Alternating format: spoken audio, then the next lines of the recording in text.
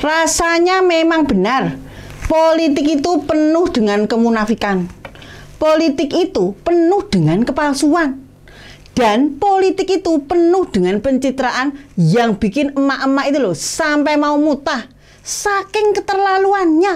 Lah piejal, kali ini soal mantan gubernur yang sekarang terbongkar kebusukannya itu loh.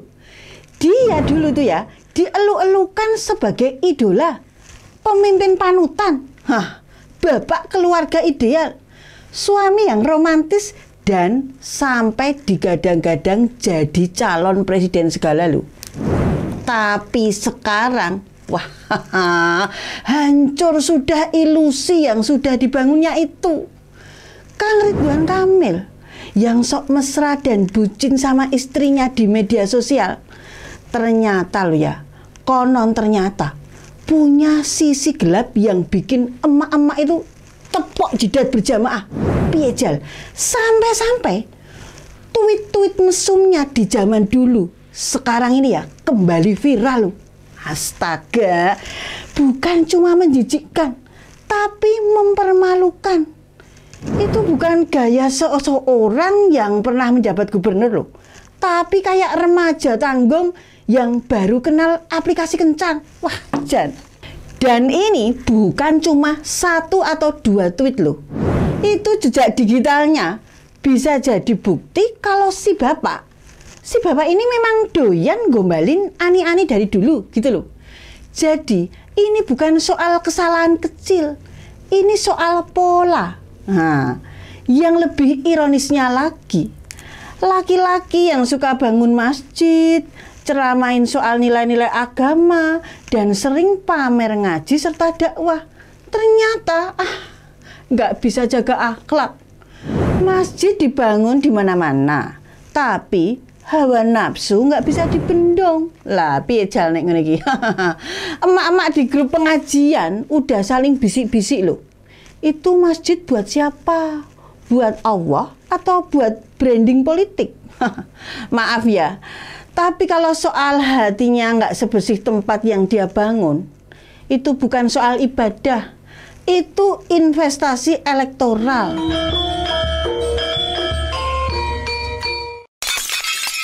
Kita ingatkan, Kang Emil ini dulu sering banget pamer kekompakan keluarga. Tiap bulan ada postingan pelukan hangat, tatapan penuh cinta, dan caption ala-ala drama Korea.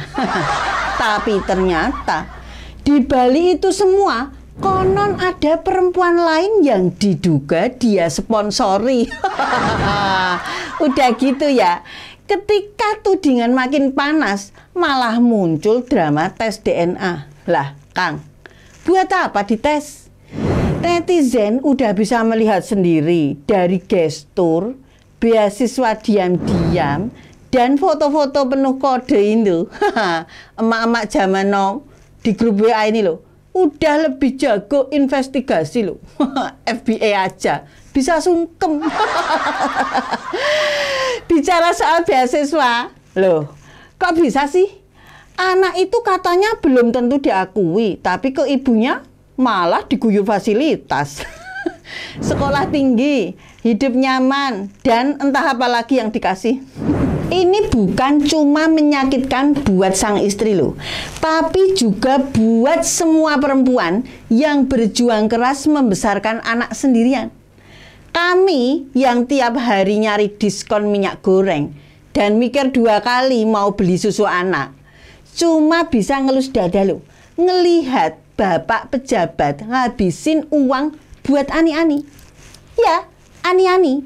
Itulah istilah yang sekarang mewakili realitas kelam ini. Bukan cuma 1, tapi kayaknya ada geng pelakor elit yang siap disiram perhatian dan materi asal bisa jadi gundik diam-diam pejabat. Wis, mengerikan toh. Dan yang lebih bikin darah emak naik, mereka ini gak malu-malu loh. Upload selfie, pamer gaya hidup, sok syar'i, tapi bajunya ketatnya kebangetan. Jan, kemunafikan ini benar-benar bikin mual. Dan jangan lupakan, ini semua bukan gosip receh. Ini menyangkut moral seorang tokoh publik yang digaji dari uang rakyat.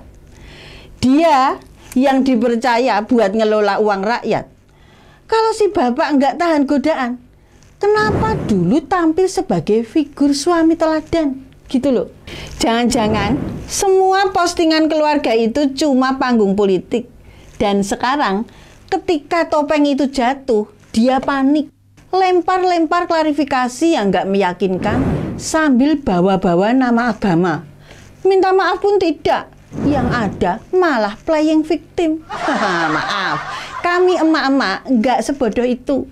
Saat masyarakat lagi nyari harapan, malah dikasih tontonan pejabat ngelantur syahwat. Anak muda lagi nyari role model, malah ditunjukkan bahwa jadi bucin mesum bisa sambil bangun masjid. Waduh, nggak heran kalau banyak ibu yang sekarang mulai ngomong gini loh. Mending pilih yang nggak so agamis tapi punya akhlak daripada yang banyak jargon tapi kelakuannya minus. Dan ini bukan soal urusan ranjang pribadi ya. Ini soal integritas publik. Emak-emak sekarang udah melek. Kami bukan cuma masak di dapur kayak emak ini. Kami juga pegang smartphone, baca berita, nonton podcast, dan tahu mana pemimpin yang tulus, mana yang cuma gimmick.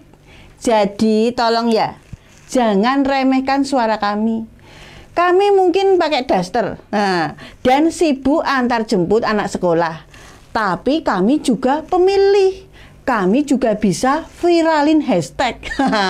Dan kami juga bisa loh bikin elektabilitas turun drastis dalam semalam. Terakhir, buat sang mantan gubernur itu loh, kalau mau minta maaf yang benar. Jangan lempar tanggung jawab. Jangan pura-pura suci, jangan main dua kaki. Perbaiki diri, bukan pencitraan. Karena emak-emak udah muak. Cukup sudah melihat lelaki yang dibalut romansa media sosial, tapi busuk di belakang layar. Sekarang bukan waktunya jadi bucin, tapi bertanggung jawab atas dosa dan dusta yang udah terbongkar. Karena kalau emak-emak udah kecewa, semua panggung bisa runtuh dalam sekejap. Jangan main-main sama perasaan emak-emak. Kami itu ingat, kami marah dan kami akan terus bersuara.